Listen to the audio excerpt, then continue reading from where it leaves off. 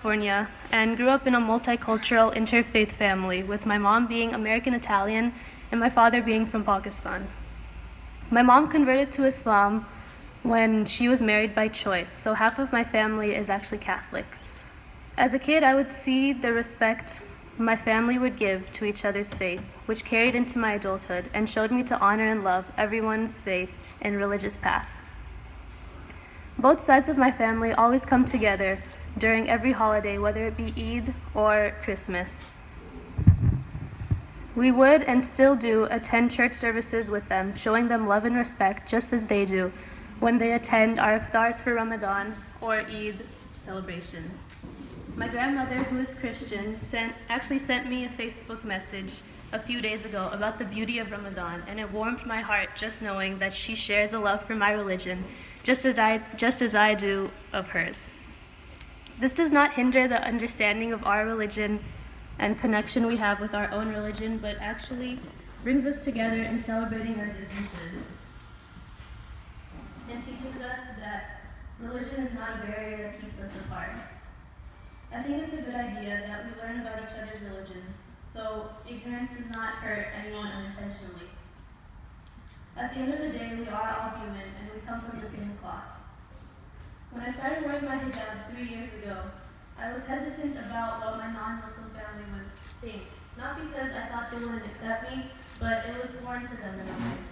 No one in my family wore it at the time, except for my mother, who had actually just started wearing it recently.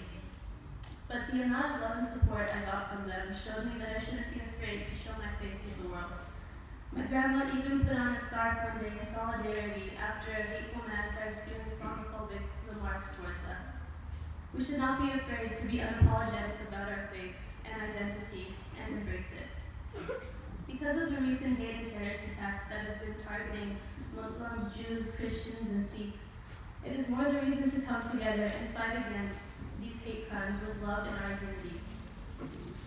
My grandfather, who is the undersheriff of the Alameda County Sheriff's Department, tells us about his experience with Islamophobes and how they talk very poorly about Islam to him, not knowing that his daughter and her family are Muslim.